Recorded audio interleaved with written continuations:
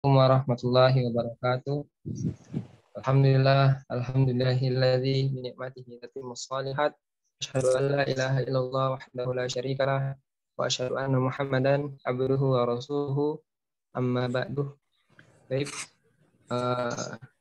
bersyukur pada Allah Subhanahu wa taala bisa mengikuti kajian bersama Ustazuna Ustaz Abdullah Amin. Semoga kita mendapatkan manfaat dari ilmu yang manfaat dan keberkahan dari ilmu yang diberikan Ustaz Abdullah Amin. Langsung saja Ana berikan kepada Ustaz Abdullah Amin. Tafadhal masykuran ya Ustaz.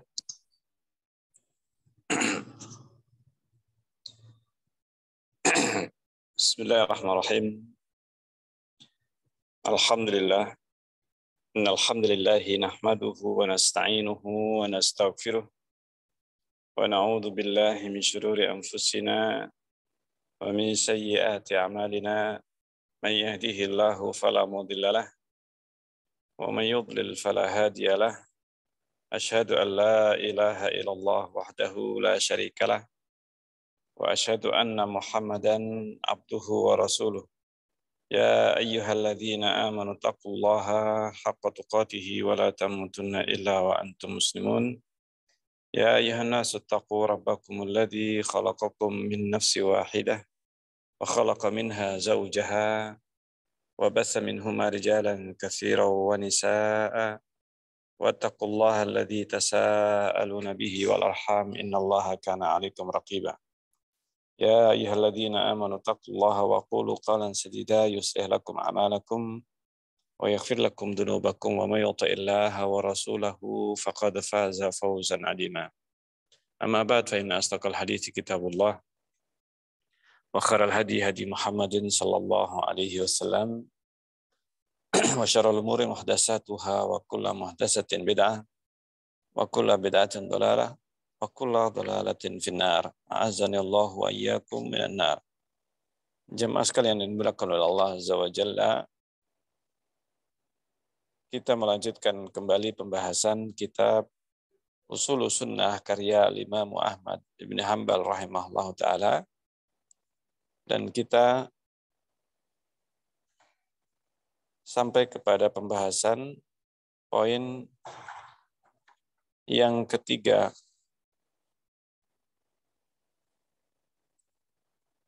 yaitu watarkul bid'ai wa kullu bid'atin fahiya dhalalah.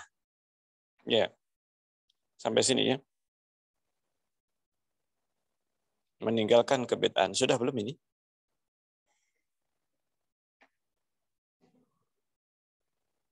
Ya. Baik.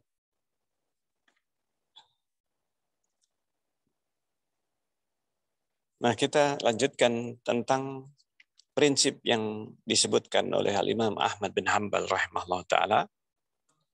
Setelah beliau menyebutkan tentang prinsip yang pertama dari pokok-pokok sunnah yang disebutkan oleh Imam Ahmad bin Hanbal rahimahullah ta'ala dalam kitab ini, yaitu berpegang teguh dengan apa yang telah dijalankan oleh para sahabat Rasulullah Sallallahu Alaihi Wasallam dan meneladani mereka. Maka ini prinsip yang paling penting dan paling pertama disebutkan oleh Imam Ahmad bin Hanbal. Bahkan beliau langsung menyebutkan tentang prinsip ini, karena sesungguhnya apa yang difahami oleh kaum muslimin di masa sekarang ini, dan itu sejak pada masa Imam Ahmad bin Hanbal rahimahullah ta'ala, sudah terjadi perselisihan dan perbedaan pemahaman di kalangan kaum muslimin. Sebagaimana yang sudah disebutkan oleh Rasulullah SAW, bahwa manusia akan terjadi, umat Rasulullah SAW ini akan terjadi di dalamnya berbagai perselisihan yang mana mereka memiliki berbagai pemahaman yang bermacam-macam sebagaimana telah disebutkan oleh Rasulullah. Dan ini adalah merupakan wujud dari apa yang telah disabdakan Rasulullah. Karena apa yang disabdakan Rasulullah adalah wahyu, berita yang pasti terjadi. Karena Allah Subhanahu wa taala Maha tahu apa yang akan terjadi pada manusia sampai hari kiamat. Maka Rasulullah Shallallahu alaihi wasallam telah menyebutkan pegangan yang harus dipegang teguh oleh kaum muslimin yang menginginkan keselamatan di dalam kehidupan dunia ini, yaitu agar mereka berpegang teguh dengan apa yang telah dijalankan para sahabat. Karena Rasulullah menyebutkan adanya perbedaan pemahaman yang terjadi pada umat Rasulullah SAW. Dan ini mengharuskan kita manusia, umat beliau SAW, berpegang teguh dengan apa yang beliau wasiatkan. Dan beliau berwasiat pada saat terjadi perselisihan, perpecahan di kalangan umat beliau SAW, agar berpegang teguh dengan apa yang telah dijalankan para sahabat Rasulullah. Dan inilah pesan yang paling penting dari Rasulullah SAW, wasiat Rasulullah SAW di akhir hayat beliau, yaitu berpegang teguh dengan apa yang telah dijalankan Rasulullah, para sahabat Rasulullah SAW, dan dengan meneladani mereka, meneladani apa yang telah dijalankan mereka. Kemudian disebutkan oleh Imam Ahmad bin Hanbal rahimahullah tentang tarkul bid'ah, meninggalkan kebid'ahan. Dan kenapa ini disebutkan oleh Imam Ahmad bin Hanbal rahimahullah ta'ala sebagai prinsip yang paling penting setelah berpegang teguh dengan para sahabat Rasulullah, pemahaman mereka dan apa yang dijalankan, serta meneladani mereka, karena ini sebagaimana yang disebutkan oleh Rasulullah SAW, bahwa umat ini akan mengalami perpecahan, perbedaan, dan yang menjadi patokan kebenaran adalah apa yang telah dijalankan para sahabat, maka selain yang difahami, yang dijalankan oleh para sahabat Rasulullah, berarti mereka berada dalam kesesatan. Dan sumber kesesatan yang terjadi pada umat Rasulullah adalah karena mereka mengada-adakan perkara baru. Mereka mengada-adakan perkara yang tidak pernah dituntunkan Rasulullah SAW kepada mereka, para sahabat. Ini yang menjadi penyebab utama kenapa manusia terpecah menjadi 73 kelompok golongan yang ada di umat ini. Itu karena mereka semakin jauh dari masa Rasulullah SAW, sepeninggal Rasulullah, maka umat ini akan mengada-adakan perkara baru yang itu akan menjadikan perpecahan. Sehingga sebab perpecahan yang ada di dalam umat Rasulullah SAW adalah karena adanya pemahaman-pemahaman baru yang bermunculan. Setelah muncul perkara baru yang pertama, disusul dengan yang kedua, dan seterusnya. Hingga terpecahlah umat ini menjadi 73, sebagaimana telah disebutkan Rasulullah SAW. Nah, inilah yang harus difahami. Karena itu, Imam Ahmad bin Hanbal menyebutkan tentang prinsip ini, yaitu meninggalkan kebid'ahan. Ini pokok-pokok sunnah. Prinsip sunnah yang paling penting setelah berpegang teguh dengan apa yang telah dijalankan para sahabat adalah meninggalkan kebid'ahan. Allah Subhanahu wa taala berfirman dalam surat Al-A'raf ayat yang ketiga, "Ittabi'u ma unzila ilaikum mir rabbikum." Ikutilah apa yang diturunkan oleh Allah yang diturunkan kepada kalian dari Rabb kalian, dari Allah Azza wa Jalla. Wala tattabi'u min dunihi awliya. Dan jangan kalian ikuti selainnya sebagai para wali. Jangan ikuti wali-wali selain Allah Azza wa Jalla. Nah, ini firman Allah Subhanahu wa taala untuk umat manusia agar mengikuti apa yang diturunkan oleh Allah Azza wa Jalla dan tidak mengikuti selain Allah Azza wa Jalla. Dan demikian juga dalam firman Allah Subhanahu wa taala dalam sabda Rasulullah sallallahu alaihi wasallam, Rasulullah senantiasa berpesan dalam setiap khutbah beliau. Beliau senantiasa mengiringi muqaddimah atau khutbatul hajah beliau setelah memerintahkan untuk berpegang teguh dengan apa yang telah dijalankan para sahabat, maka beliau berpesan, wa iyyakum wa muhdatsatil umur. Nah, ini wa iyyakum wa muhdatsatil umur. Hati-hati kalian dengan perkara baru. Fa inna kulla muhdatsatin bid'ah. Karena sungguhnya perkara baru semuanya itu adalah sesat. Nah, ini. Maka ini menunjukkan pesan yang sangat penting. Karena setiap kali Rasulullah SAW berkhutbah, beliau senantiasa mengingatkan perkara ini. Hati-hati perkara baru. Maksudnya dalam agama ini. Perkara baru dalam agama, dalam perkara agama ini, itu adalah sumber kesesatan. Kullu muhdatsatin bid'ah. Kullu bid'atin dhalalah. Ini setiap yang baru adalah sesat dan setiap yang sesat itu di neraka. Rasulullah juga bersabda, "Man ahdatsa fi amrina hadza ma laysa minhu fahuwa rad." Barang siapa yang mengada-adakan dalam urusan kami ini, yaitu urusan agama, fi amrina hadza, yang mengada-adakan perkara baru dalam agama ini, ma laysa minhu, yang tidak laisa minhu, yang tidak berasal darinya, fahuwa raddun, maka itu adalah tertolak. Nih, sehingga ini perkara yang harus menjadi perhatian kita kaum muslimin ketika menjalankan agama ini. Jangan sampai kita melaksanakan sesuatu yang tidak ada tuntunannya. Perkara-perkara baru yang tidak ada tuntunannya. Maka disebutkan oleh para sahabat. Di antaranya disebutkan dari Ibnu Mas'ud radhiyallahu anhu. Dan sebenarnya banyak para sahabat yang lain yang menyebutkan tentang perkara ini. Tetapi apa yang dinukil dari Ibnu Mas'ud ini menggambarkan dan sekaligus membantah apa yang difahami oleh sebagian kaum muslimin sekarang ini, yang mereka mengatakan, memahami tidak apa-apa bid'ah ini. Jika itu adalah baik tujuannya, jika kelihatannya baik, maka bisa dilakukan. Maka oleh Ibnu Mas'ud disebutkan tentang hal ini. Iyyakum wattabaddu wattanattu watta'ammuk. Hati-hati kalian dengan perkara-perkara yang bid'ah ini dan berdalam-dalam dalam urusan agama.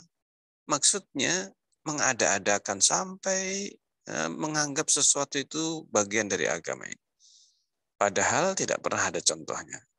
Wa'alaikum bil atik, wajib kalian berpegang dengan yang lama. Artinya berpegang dengan sesuatu yang memang sudah ada sebelumnya. Ini wa'alaikum bil atik. Ini kata Ibnu Mas'ud radhiyallahu anhu. Dan dinukil juga dari beliau, demikian juga dari para Ibnu Umar radhiyallahu anhu.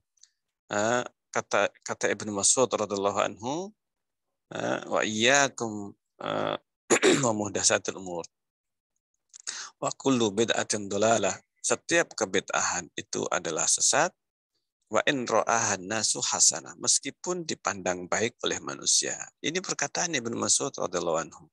Seorang sahabat yang memahami bahwa suatu saat nanti manusia akan memandang baik perkara bid'ah itu, maka ditegaskan oleh Ibnu Mas'ud, kullu bid'atin dhalalah wa in ra'ahan nasu hasanah.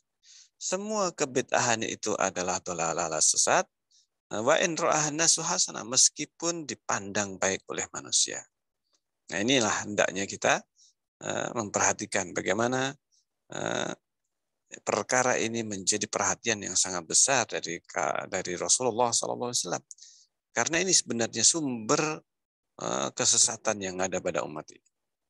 Imam Al-Hasan bin Ali Al-Barbahari mengatakan, wahdhar min sigharil muhdasat. Hati-hatilah kalian dari sigharil muhdasat, dari perkara muhdas, perkara baru yang kecil, kelihatannya kecil. Fa inna sigharil muhdasat, karena sesungguhnya Sigharul muhdas, sigharul bid'ah. Karena sesungguhnya perkara bid'ah yang kecil itu ta'udu hatta tasira kibaran. Itu dia akan terus kembali diulang, kembali dilakukan terus secara terus-menerus hingga akan menjadi tastasiru kibaran, hingga menjadi perkara yang kibar, perkara yang besar. Wa kadzalika kullu bid'atin uhdisat fi hadhil ummah. Maka demikian pula semua bid'ah yang diada-adakan di umat ini. Kana awwaluha saghiran. Maka awwaluha saghiran. Pada awalnya itu kelihatannya kecil. Yushbihul haqqo. Menyerupai kebenaran. Mirip dengan kebenaran. Faqtarra bidzalika man dakhala fiha. Maka masuklah ke dalamnya manirtarra fiha. Ini orang yang tertipu di dalamnya. Ini manirtarra fiha. Sehingga banyak yang tertipu.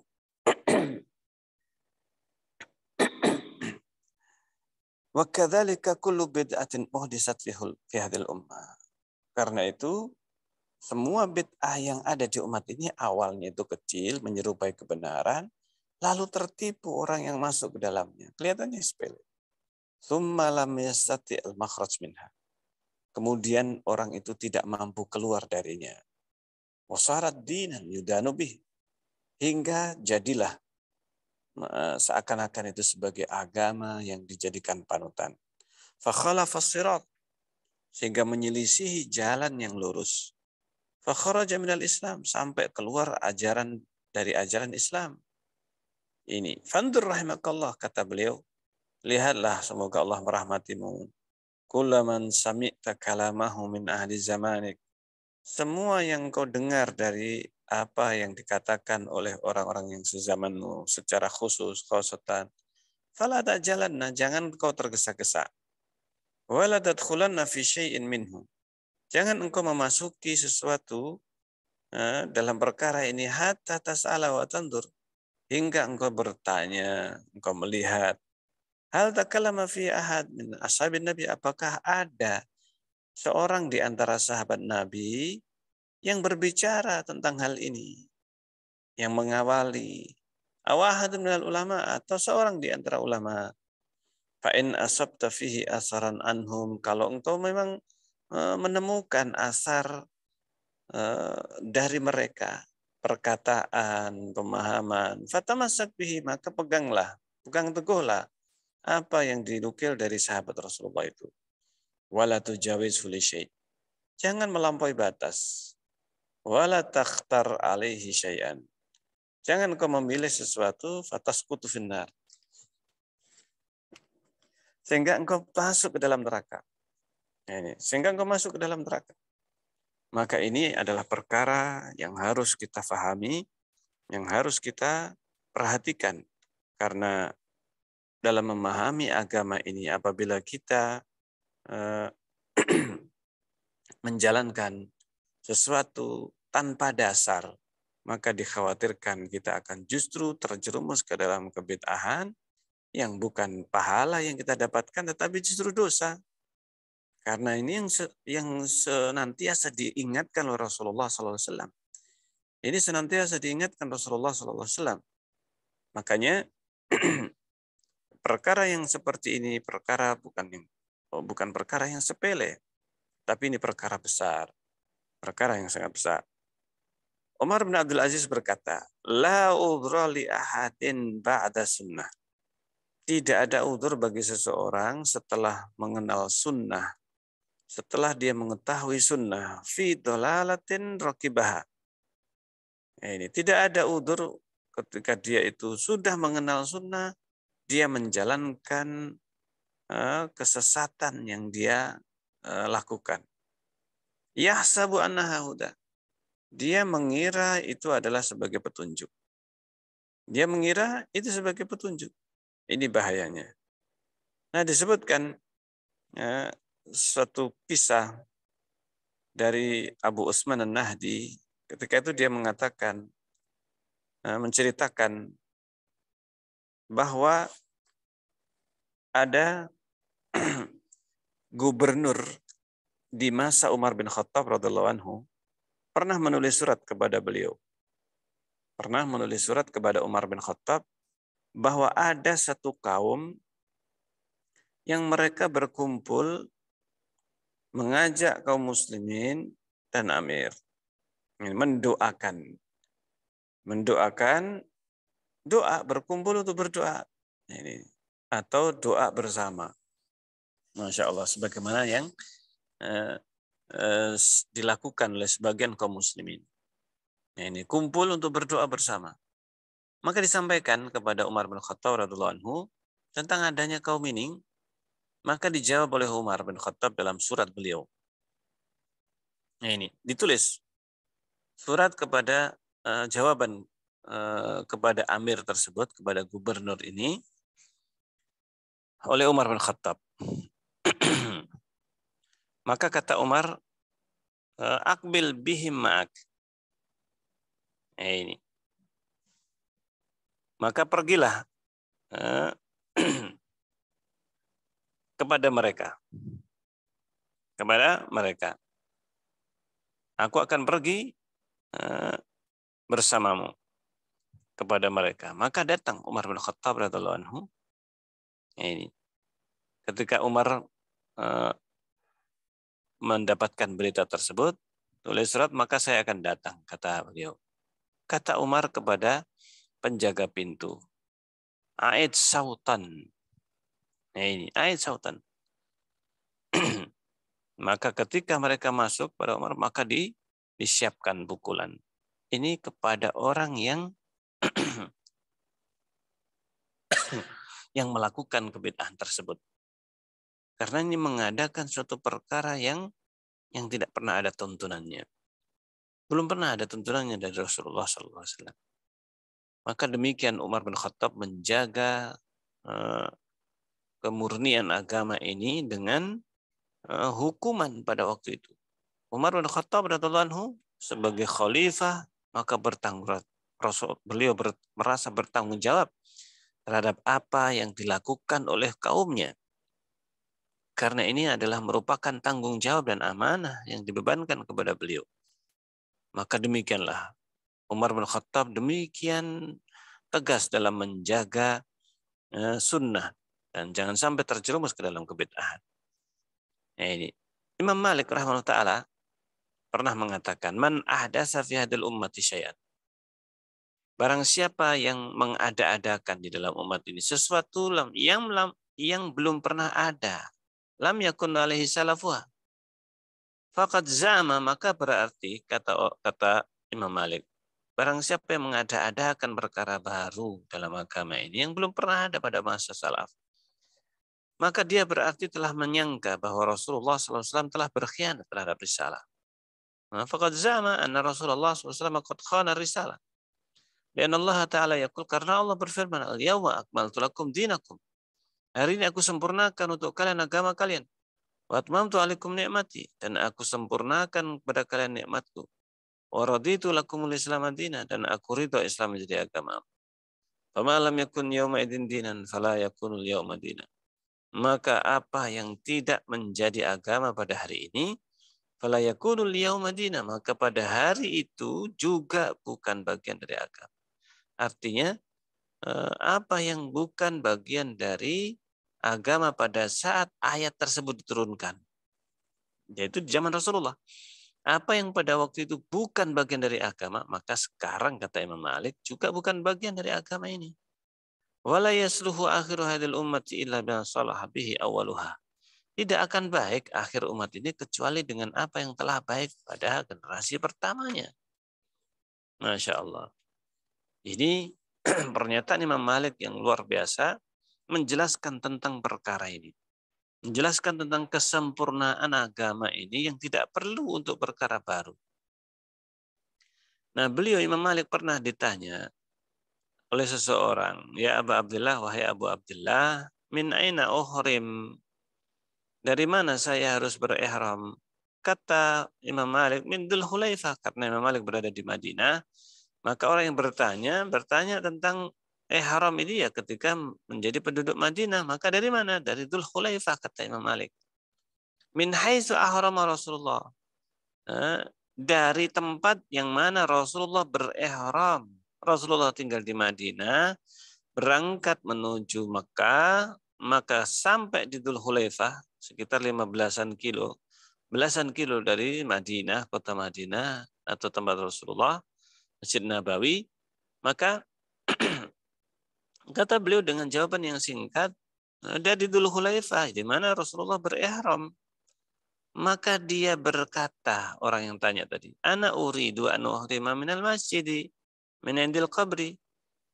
Saya ingin berihram dari Masjid Nabawi. Ya, dari sisi kuburan Nabi SAW. Maka ini perkataan yang disampaikan kepada Imam Malik. Saya akan ihram mundur, artinya sejak awal saya mau ihram. Bukan dari Dzul Hulaifah, tetapi dari Masjid Nabawi. Ini sekitar 15-an kilo ini tadi. Qala, maka beliau menjawab, la taf'al. Jangan kau lakukan, fa inni akhsha alaik. Karena sungguhnya saya mengkhawatirkan engkau tertimpa oleh fitnah, alaikal fitnah. Fa inni akhsha alaikal fitnah. Saya khawatir engkau tertimpa fitnah. Ini faqala wa ayyu fitnatin fi hadz.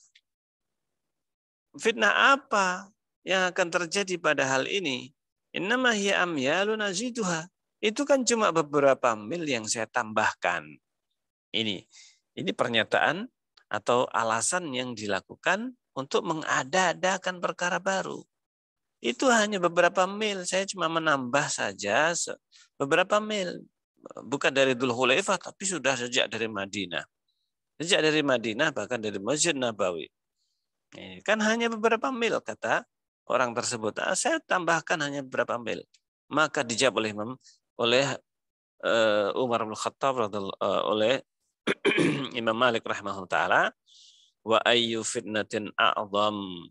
Fitnah yang mana yang lebih besar?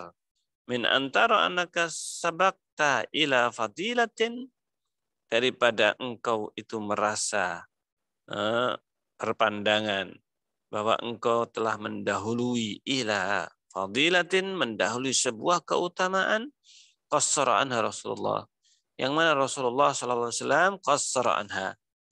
Ini tidak atau belum melakukannya, belum menjalankan, kurang dalam menjalankannya. Subhanallah. Jadi ini fitnah yang paling besar atau yang lebih besar. Ini sami'tullah, ya, saya mendengar Allah berfirman, falyahdharil ladzina yukhalifuna an amrih an tusibahum fitnah aw yusibahum adzabun alim. Hendaknya berhati-hati orang yang yukhalifuna an amrih, menyelisihi perintah Nabi sallallahu alaihi wasallam.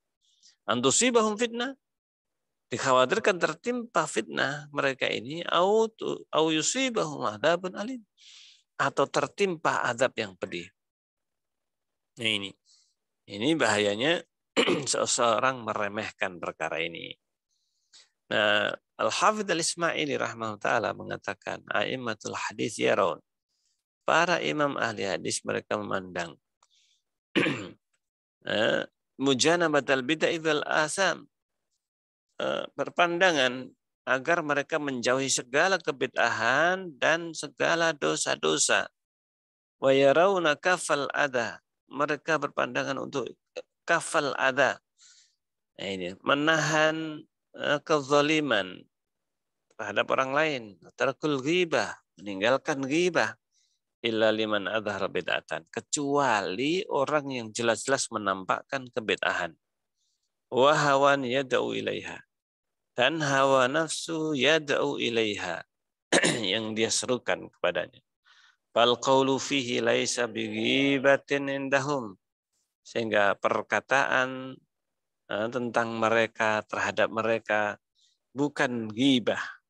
Nah, ini bukan ghibah. Masya Allah. Ini bukan termasuk ghibah ketika membicarakan kebid'ahan yang dilakukan oleh kelompok-kelompok mereka. Masya Allah. Ini perkataan yang luar biasa, di mana orang yang betul-betul mendengar dan membaca bagaimana para ulama salaf, bahkan dari Rasulullah, para sahabat, tabi'in, dan seterusnya, niscaya dia akan mempunyai kesimpulan yang sama, yaitu bahwa kebid'ahan ini adalah perkara yang berat akibatnya. Ini perkara yang berat.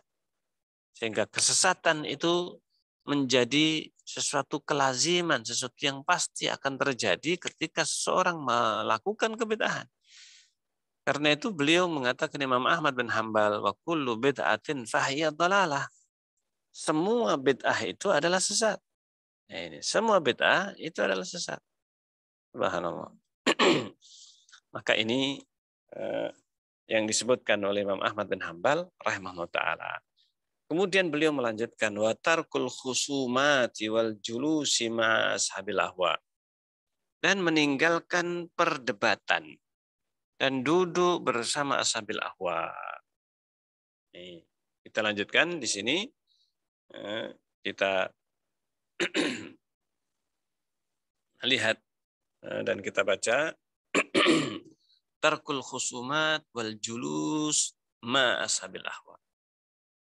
Yaitu tarku al-khusumat. Meninggalkan perdebatan. Duduk bersama ashabil ahwa. Maksudnya duduk di majelisnya ashabul ahwa atau ahlul bid'ah. Ini juga merupakan perkara yang berbahaya. Merupakan perkara yang berbahaya ketika seseorang menggampangkan. Nah, makanya ini adalah merupakan salah satu prinsip Ahlus Sunnah, yaitu meninggalkan ashabul ahwa, ashabul bid'ah bagaimanapun. Ini menariknya kayak apapun majelisnya mereka, maka dijauhi dan dihindari. Ini dijauhi dan dihindari. Meskipun kelihatannya yang menyampaikan itu demikian santun, demikian Masya Allah bisa dipahami, dan seterusnya. Tapi ketika dia melakukan kebid'ahan atau bahkan mendakwahkannya, maka ini justru termasuk yang berbahaya. Karena syubhat ahlul bid'ah itu demikian menyambar. Ini subhanallah. Dan di dalam Al-Quran disebutkan, وَقَدْ نَزَّلَ عَلَيْكُمْ فِي الْكِتَابِ أَنْ إِذَا سَمِعْتُمْ آيَاتِ اللَّهِ يُكْفَرُ بِهَا وَيُسْتَهْزَأُ بِهَا فَلَا تَقْعُدُوا مَعَهُمْ حَتَّى يَخُوضُوا فِي حَدِيثٍ غَيْرِهِ إِنَّكُمْ إِذًا مِثْلُهُمْ. Ini Allah berfirman, Allah telah turunkan kepada kalian Alkitab yang jika kalian mendengar ayat-ayat Allah, mereka yukfaru biha, maka diingkari, yustahza'u biha, dilecehkan, diolok-olok. Fala taqudu ma'ahum, maka kata Allah, jangan duduk bersama mereka hatta yakhudu fi hadisin ghairi, hingga mereka berbicara tentang perkara yang lainnya. Innakum idzan misluhum, karena sungguhnya kalian itu sama dengan mereka. Misluhum. Masya Allah, ini bahayanya. Maka disebutkan di antara penukilan para ulama tentang hal ini, demikian juga yang dinukil dari sebagian kaum muslimin. Disebutkan oleh Syekh Rashid Ridha, yadkhulu fi hadil ayati kullu muhdatsin fid din. Yang termasuk dalam ayat ini, dalam surat An-Nisa ayat 140, yang tercakup di dalamnya adalah kullu muhdisin fid din. Semua orang yang muhdisin fid din, yang mengada-adakan perkara baru dalam agama ini, wa kullu mubtadi', dan setiap orang yang mengadakan perkara baru. Masya Allah. Nah ini. Demikian juga dalam hadis Rasulullah SAW. Man sami'a bid-dajjal. Ini peringatan tentang Dajjal. Kenapa? Karena ada orang yang akan merasa dirinya bisa menghadapi Dajjal. Mau mendebat Dajjal. Ini subhanallah. Makanya Rasulullah bersabda, barang siapa yang mendengar Dajjal, falyan anhu mastata'. Hendaknya dia meninggalkan, menjauh semaksimal mungkin. Semaksimal kemampuannya. Artinya dia berlari menjauh dari Dajjal. Kalau dia ada dari timur, maka langsung ke barat. Kalau dari utara, maka langsung ke selatan. Demikian seterusnya. Fa'inar rajulu ya'tihi, kata Rasulullah. Karena apa? Kata Rasulullah. Karena nanti akan ada seseorang yang sengaja mendatangi Dajjal. Nah ini justru menyelisih sabda Rasulullah. Ini maka hendaknya seseorang tidak pede dalam menghadapi ini ahlul bid'ah, saya akan hadapi, saya akan debat mereka. Hati-hati.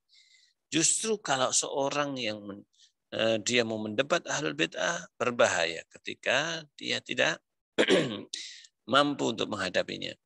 Sementara syubhat itu demikian rakusnya di dalam menyesatkan manusia. Ini syubhat iblis ini demikian menggiurkan. Makanya seorang berhati-hati. Ini. Nah, nanti ketika di akhir zaman ketika munculnya Dajjal, Rasulullah menceritakan sungguhnya ada nanti orang yang datang kepada Dajjal dalam keadaan dia bisa atau mengira bahwa dia adalah seorang mukmin, hingga sampai ketika dia tidak mampu membantahnya, akhirnya justru mengikuti. Karena apa? Karena syubhatnya demikian mengerikan. Syubhat yang mengerikan yang mereka lakukan sehingga menyesatkan manusia. Ini hadis yang diriwayatkan oleh Imam Ahmad dan Abu Dawud serta yang lainnya. Ini. Karena itu Imam Ahmad demikian keras terhadap ahlul bid'ah. Ibnu Battah mengatakan tentang apa yang dinukil dari dari hadis Rasulullah SAW ini. Ini sabda Rasulullah, maka hendaknya kalian wahai kaum muslimin, hendaknya bertakwa kepada Allah, jangan sampai kalian itu menjadikan husnudzonnya terhadap diri sendiri dan apa yang dia ketahui dari kebenaran madhabnya. Jangan sampai seorang spekulasi dengan agamanya. Dengan duduk di majelis ahlul ahwa, ahlul bid'ah. Ini pertama dia mengatakan saya akan masuk, saya akan debat, saya akan keluar darinya,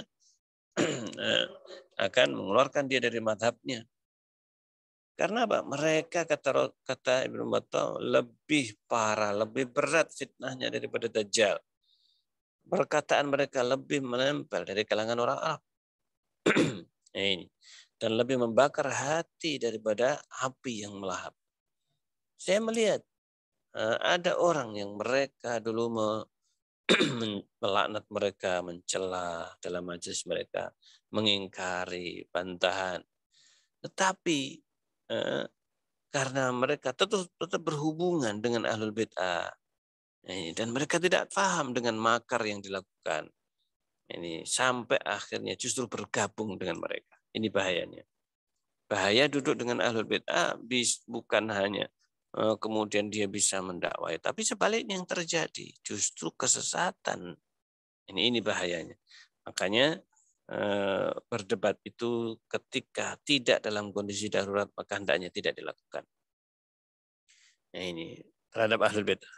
Nah, pernah Anas bin Malik radhiyallahu anhu telah datang kepada beliau seorang lalu berkata, wahai Abu Hamzah, saya menemui suatu kaum yang mendustakan syafaat. Mendustakan syafaat dan adab kubur. Maka kata Imam Ahmad, kata Anas bin Malik radhiyallahu anhu, ulaikal kadzabun fala tujalishum. Mereka orang-orang yang pendusta, jangan duduk bersama mereka. Nih. Demikian juga Ibnu Abbas. Kata beliau, la tajlis alal ahwa. Jangan kalian tujalis alal ahwa. Jangan duduk di hadapan atau di majelisnya alul ahwa.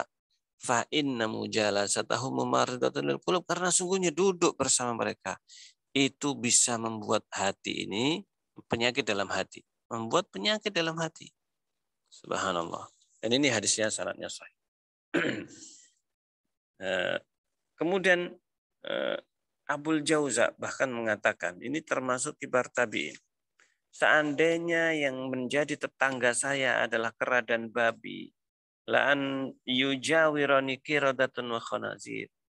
Seandainya saya harus bertetanggaan dengan kera dan babi, maka itu lebih mending bagiku, ahabu ilayya min an yujawirani ahadun minhum, daripada yang jadi tetangga saya adalah seorang di antara mereka, yaitu ashabul ahwa, ahlul bid'ah. Nah, ini.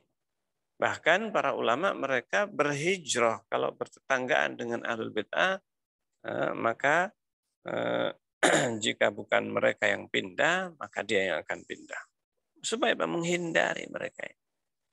Masya Allah. Ini para ulama. Fudail bin Iyad rahimahullah ta'ala mengatakan, la tujalis ma'a sahib bid'ah. Jangan kau duduk bersama sahib bid'ah. Pelaku bid'ah. Fa inni akhafu an tanzila alaika la'nah. Karena saya khawatir kalian akan tertimpa laknat. Subhanallah. Ini bahayanya. Ibnu Sirin pernah melihat, pernah didatangi dua orang ahlul bid'ah. Keduanya berkata, ya Abu Bakar, nuhaditsuka bihadis. Ini kata orang tersebut, kami akan menyampaikan sebuah hadis. Kata Imam Ahmad bin Hanbal, jangan. Nah, ini. Keduanya kemudian menjawab, kalau gitu kami bacakan ayat Al-Quran. Kata Imam Malik, tidak. Ibnu Sirin mengatakan, tidak. Kalian berdiri atau saya yang berdiri? Akhirnya orang itu kemudian keluar. Ada sebagian orang yang berkata, ya Abu Bakar, wa ma kana 'alaika an yaqra 'alaika ayatun kitabillah. Kenapa engkau tidak mau menerima bacaan orang tersebut membaca ayat Al-Qur'an? Ini engkau kan juga hafal, artinya engkau juga sudah mengetahuinya. Kata Imam Malik, kata Imam Ibnu Sirin, inni khasyitu an yaqra 'alayya ayatan. Saya khawatir ketika dibacakan kepadaku satu ayat, fayuhrifaniha, kemudian merubahnya ayat tersebut. Fayaqirru dzalika fi qalbi. Saya khawatir itu menetap dalam hati. Ini subhanallah. Nah, ini penukilan dari Ibnu Sirin rahimahullah taala. Demikian juga yang dinukil dari Abdul Razak. Kata Ibrahim bin Abi Yahya mengatakan, Aral Mu'tazilah indakum kasirun. Kalau saya lihat orang Mu'tazilah banyak di sini. Nah, ini ada kalian. Qultu na'am, memang. Saya berkata, memang. Dan mereka mengatakan bahwa engkau termasuk golongan mereka. Nah, ini. Maka dijawab oleh Ibrahim bin Abi Yahya, afala tadkhul ma'i hadzal hatta ukallimak. Nah, ini. Maka dia berkata, apakah mau? Tidakkah engkau memasukkan bersamaku ke dalam toko ini sehingga saya bisa berbicara kepada? Kata saya tidak. Kenapa? Li'anal qalba dhaif. Karena hati ini sangat lemah. Waddin laisa liman ghalab. Dan agama ini bukan milik orang yang menang. Tapi agama ini adalah untuk yang benar. Agama ini untuk orang yang mencari kebenaran dan mengamalkan kebenaran itu. Makanya ini bahayanya. Berdebat ini bisa merusak hati. Ketika itu pernah ditanyakan kepada Lauza'i, yang juga ulama pada masa itu, pada masa Imam Malik, inna rajulan yaqulu, sungguhnya ada orang yang berkata, ana ujalisu ala sunnah wa ahlul bid'ah. Saya akan duduk di majelis ahlu sunnah dan ahlul bid'ah. Maka Imam Auza'i berkata, hadza rajulun, ini orang ini adalah seperti seorang yang menginginkan penyamaan antara yang hak dan yang batil. Nah, ini penyamaan antara yang hak dan yang batil. Nah, ini bahayanya. Jadi ini pembahasan yang sangat penting. Nah itu. Nah lalu ahlul bid'ah ini cirinya apa? Ahlul bid'ah cirinya yaitu yang pertama, ini ciri pertama ahlul bid'ah, yaitu orang yang mencela ashabul asar, mencela ahlul asar. Ini diantaranya disebutkan Abu Hatim Ar-Razi, beliau berkata, tandanya ahlul bid'ah adalah mencela ahlul asar, mencela orang-orang yang menyibukkan diri dengan asar Rasulullah SAW. Nah ini. Kemudian yang kedua, begitu keras permusuhannya terhadap ahlul hadis. Ini cirinya ahlul bid'ah. Tidak ada ahlul bid'ah kecuali dia akan memerangi ahlul hadis. Dan mereka diam kepada para ahlul batil, kepada orang-orang yang batil di dalam hal ini. Rasulullah mengatakan tentang mereka kaum Khawarij, yaqtuluna ahlal Islam wa yad'una alal awsan. Mereka biarkan penyembah berhala sementara mereka berdoa kepada berhala itu. Ini subhanallah. Imam As-Sabuni, Abu Muhammad As-Sabuni mengatakan, tanda-tanda bid'ah itu bagi pelakunya itu sangat jelas. Di antara ayat yang paling nampak tanda-tandanya adalah ketika mereka sangat memusuhi Rasulullah SAW, menghinakan Rasulullah SAW, mencela, mencaci maki. Itu disebut dengan hasyawiyah. Dengan jahala, zahiriyah, dan sebagainya. Ini.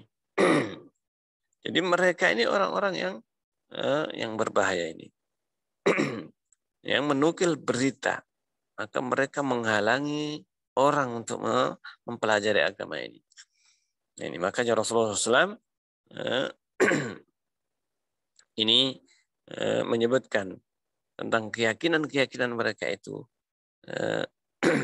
itu sangat jauh dari ilmu, sangat jauh dari ilmu, karena ilmu itu adalah yang sesungguhnya yang dibisikkan setan kepada mereka, hasil dari pemikiran yang rusak dari akal mereka. Ini bahayanya. Baik. Ini yang bisa kita bahas dalam pembahasan kita tentang meninggalkan khusumat, meninggalkan duduk terhadap ahlul bid'ah. Ini jangan sampai kita melakukannya. Yaitu, jadi duduk bersama ahlul bid'ah ini berbahaya. Ini adalah sangat berbahaya. Demikian juga mereka mempunyai cara-cara yang lainnya, termasuk ketika itu menggunakan penguasa. Menggunakan penguasa. Dan di antara ciri ahlul bid'ah, mereka lebih getol dalam beribadah. Melebihi para sahabat Rasulullah SAW. Sampai-sampai mereka ada yang mewajibkan puasa. Mewajibkan puasa selain puasa Ramadan. Sholat, membaca Al-Quran, dan yang lain sebagainya. Sampai berlebihan. Mereka siang malam. Ini, tapi tanpa dasar ilmu. Ini bahayanya. Beramal tanpa dasar ilmu. Maka apabila seseorang dia berdasarkan ilmu, ya meskipun sedikit itu ada hasilnya. Tetapi ketika tidak ada ilmu, maka ini bahayanya. Ini bahayanya. Nah, di antara cara ahlul bid'ah, mereka salah satunya adalah juga menggunakan penguasa. Ini menggunakan penguasa. Dan gulu dalam beribadah. Ini 3 ciri khas ahlul bid'ah, yaitu mereka berusaha untuk menyerang ahlus sunnah, bahkan sampai menggunakan penguasa untuk menyesatkan manusia. Ini, dan mereka mempunyai kebiasaan gulu dalam beribadah, berlebih-lebihan dalam beribadah. Ini juga salah satu bahayanya. Kebalikannya ahlus sunnah, tandanya ahlus sunnah itu adalah bahwa mereka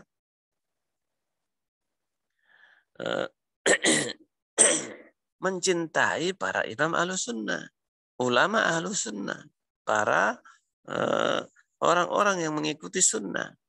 Ini cirinya ahlus sunnah. Karena burung itu tidak akan jauh dari yang semisalnya. Subhanallah.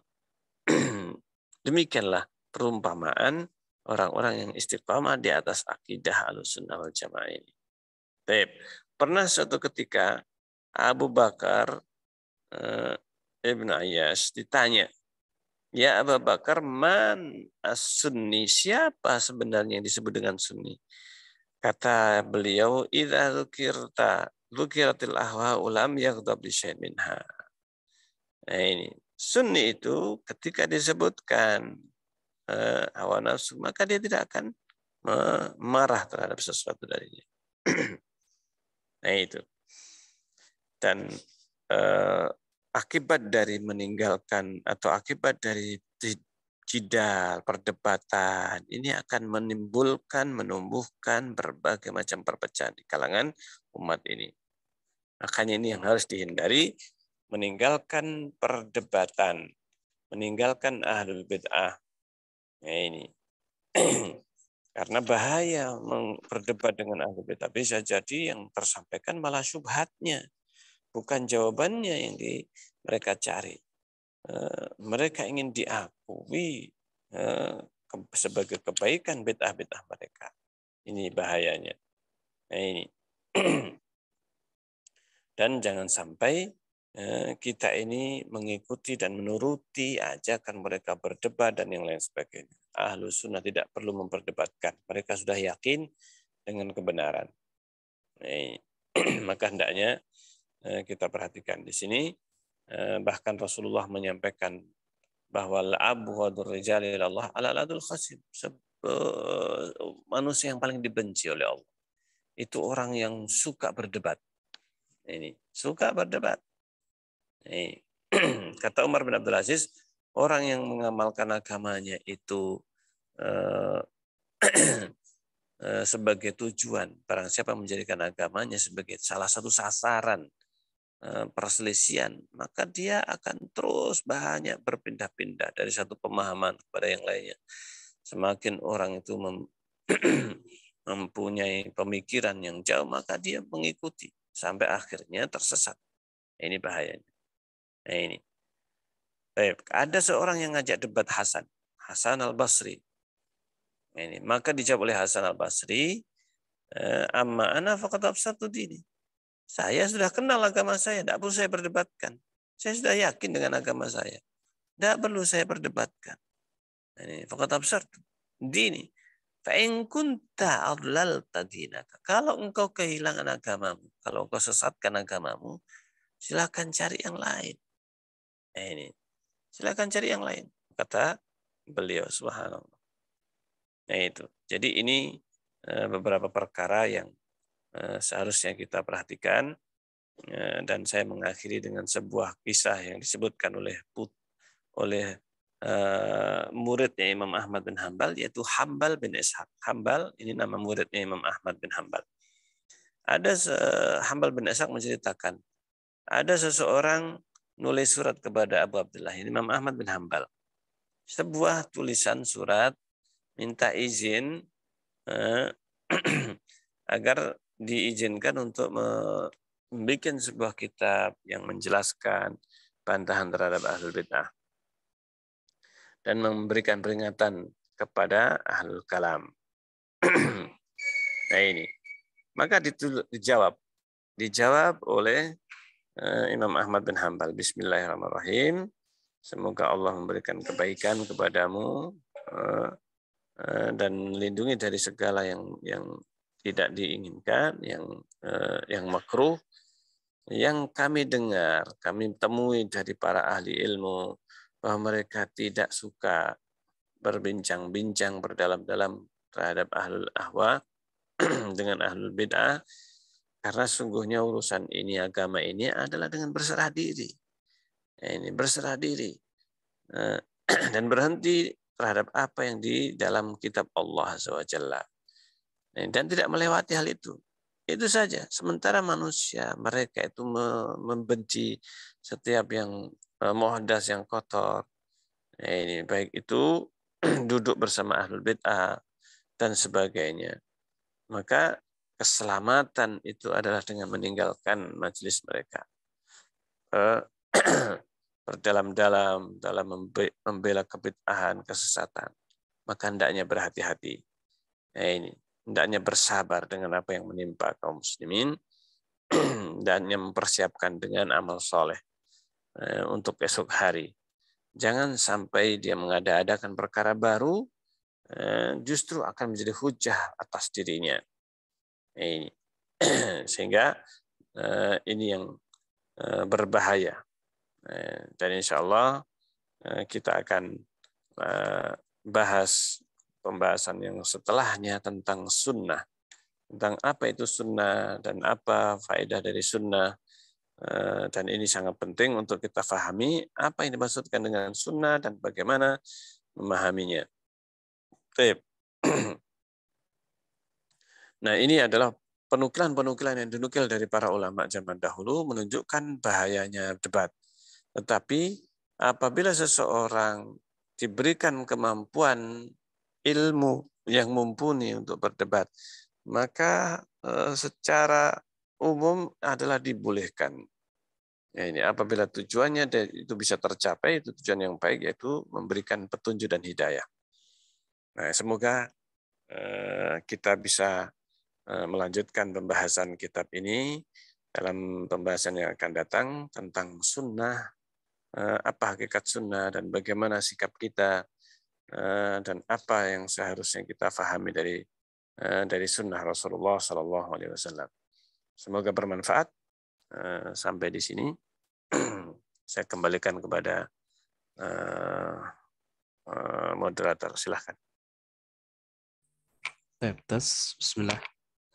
Assalamualaikum Ustaz Afwan, tadi sedang menyeting ini. Waalaikumsalam warahmatullahi wabarakatuh. Ustaz Lukman tadi yang jadi moderator, qadarullah ada kendala sinyal, jadi keluar. Alhamdulillah, ini saya berhasil masuk kembali dengan suara.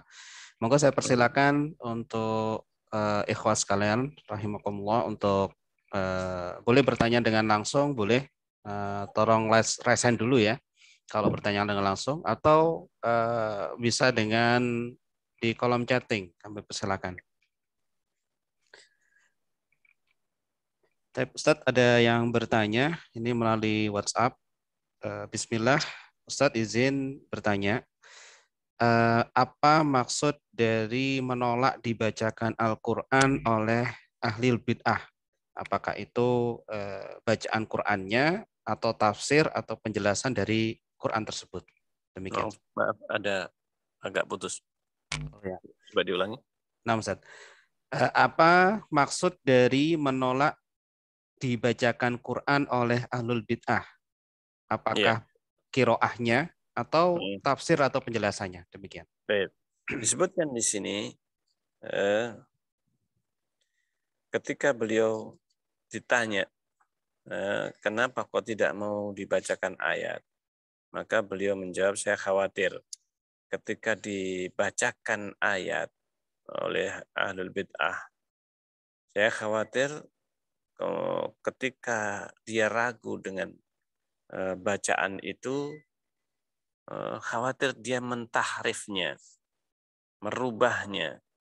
Sementara saya tidak hafal, mungkin tidak membawa mushaf, dan kemudian ketika disampaikan itu syubhatnya nempel di dalam hati. Ini waqara fi qalbi, kata beliau. Ini sehingga itulah yang disebutkan oleh beliau. Kenapa tidak mau dibacakan ayat? Ini kenapa tidak mau? Inni khasyitu an yaqra'a alayya ayat. Ini jawabannya tadi. Saya khawatir ketika dia membaca kepadaku ayat fayuharrifaniha, maka dia keduanya tadi, ada dua orang tadi mentahrif, merubah. Nah, ini fayaqirru dzalika fi qalbi, sehingga bacaan itu membekas dalam hati saya. Bacaan yang salah yang sudah ditahrif tadi. Ini yang disebutkan. Disebutkan oleh Muhammad bin Sirin rahimahullah taala ketika ditanya kenapa tidak mau dibacakan, wong ayat saja sama kan ayatnya. Itu yang dijawab oleh Muhammad bin Sirin. Khawatir saya itu ditahrif. Tahrif itu bisa jadi tahrif lafaznya, bisa jadi tahrif maknanya. Misalnya disebutkan ayatnya benar mungkin dibacakan, tetapi kemudian ditanya, bukankah maknanya berarti demikian, berarti demikian. Nah, sehingga ditahrif maknanya, tafsirnya, tetapi bisa jadi saya khawatirnya itu nempel di hati saya. Itu bahayanya. Maka kekhawatiran seperti itu Muhammad bin Sirin menjadikan kehati-hatian beliau. Sekelas beliau saja khawatir. Kalau terjadi perdebatan dengan ahlul bid'ah, justru syubhatnya yang nempel dalam hati tidak hilang-hilang. Bahkan dikhawatirkan akan keluar dari pemahamannya. Ini bahayanya. Jadi duduk bersama ahlul bid'ah, mendengarkan saja, siap mendengarkan, hanya mendengarkan, ini juga berbahaya. Ini bahayanya apa? Karena ketika seorang mempersiapkan dirinya atau mau mendengarkan ahlul bid'ah, bukan hanya ayatnya saja yang dibacakan, tetapi kemudian berbagai pemahaman. Nah, itulah bahayanya. Intinya khawatir ditahrif ayat itu. Nah, jadi seperti itu. Ya, sudah. Assalamualaikum. Ini mungkin dari saya Ustadz. Kadang-kadang ketika mungkin pas dulu jadi aktivis ya, kita di kampus mungkin jadi organisasi, di sana kan bercampur berbagai macam teman-teman yang dengan beragam pemahaman gitu. Nah, terkadang ketika kita melihat sesuatu yang kurang tepat gitu, baik itu dari sunnah atau mungkin ya sampai nyerempet liberal begitu. Itu di hati kita itu ada apa keinginan, pingin segera ngomong, pingin segera apa namanya nasihati atau bahkan dosen itu Ustaz. Dan dalam hati kita sampai di dalam kelas itu gimana caranya nggak mendengar. Nah itu nasihat antum untuk kita yang mungkin seperti tadi itu bagaimana Ustaz untuk Ya. yang cara yang tepat begitu. Jadi intinya tadi sudah disampaikan tentang pengecualian meninggalkan perdebatan itu adalah apabila maslahatnya rajih. Seperti yang dilakukan oleh sebagian ulama ketika berdebat, melayani perdebatan itu ketika dikhawatirkan apabila tidak dilakukan perdebatan itu akan menyesatkan banyak orang. Akan menyesatkan banyak orang, maka bisa dilakukan perdebatan. Dan ini dalam kondisi yang darurat, terpaksa, dan tidak setiap orang melakukannya. Nah, jadi ini harus ditafsil dalam artian harus betul-betul berhati-hati. Seandainya seseorang ya sudah dia menghadapi orang tersebut, ini keputusan ini tidak sembarangan. Tidak setiap perdebatan dilayani. Hanya yang kira-kira dia bisa ghalabatul dzan itu lebih bermanfaat atau lebih berbahaya jika ditinggalkan. Nah, ini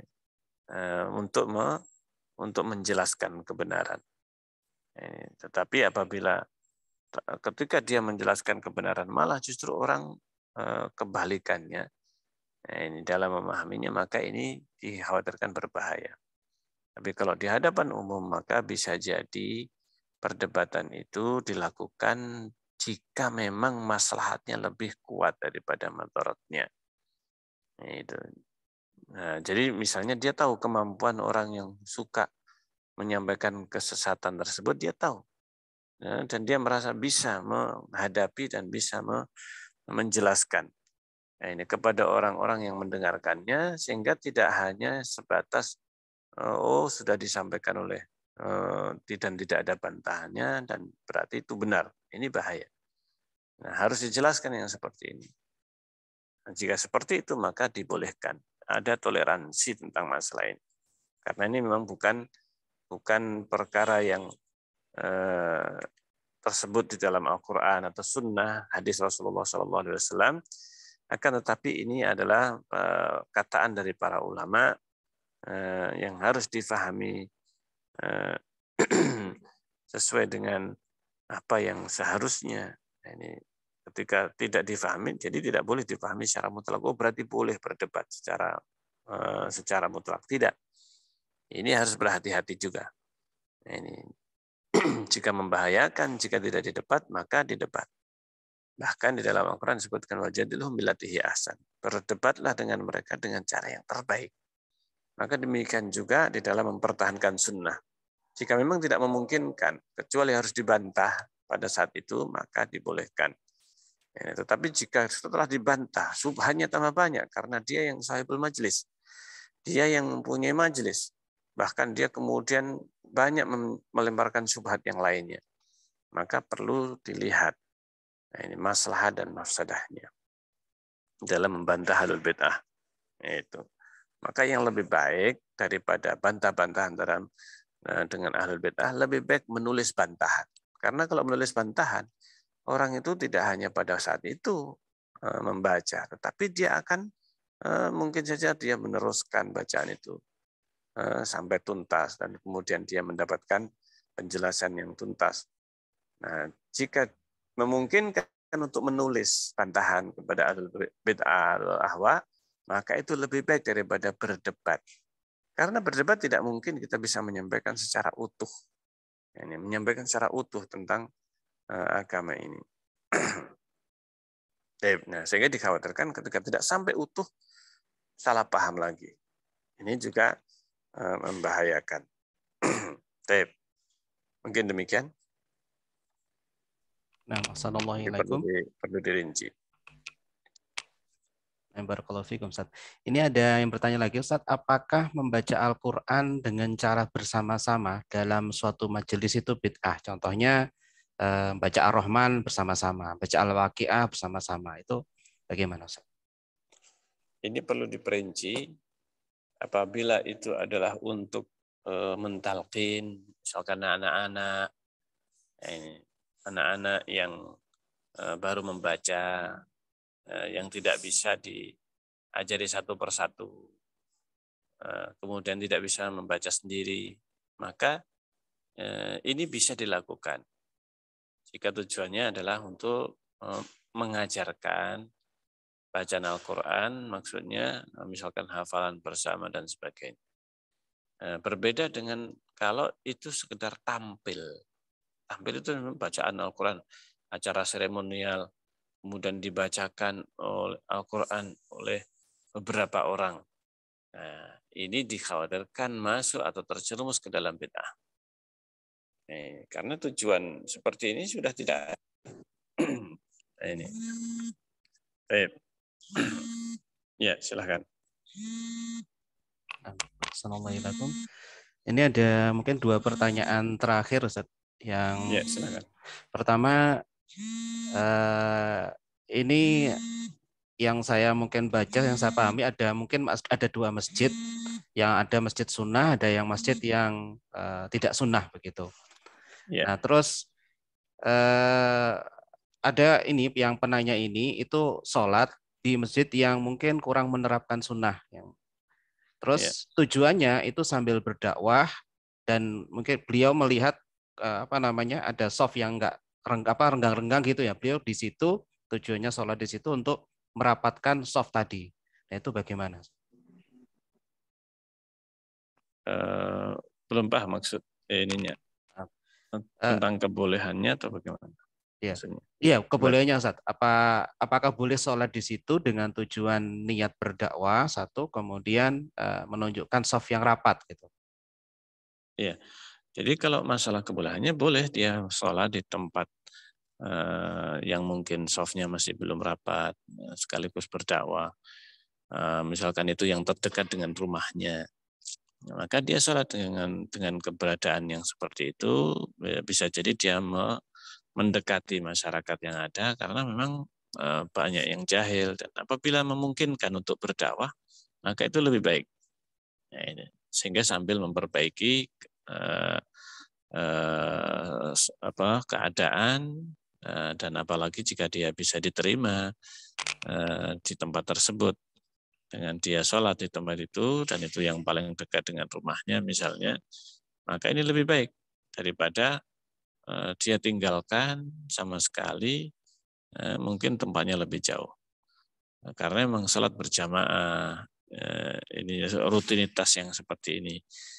Jika dia bisa melakukannya di tempat yang paling terdekat, meskipun ada penyimpangan atau kesalahan-kesalahan seperti itu tadi, maka ini masih bisa diperbaiki.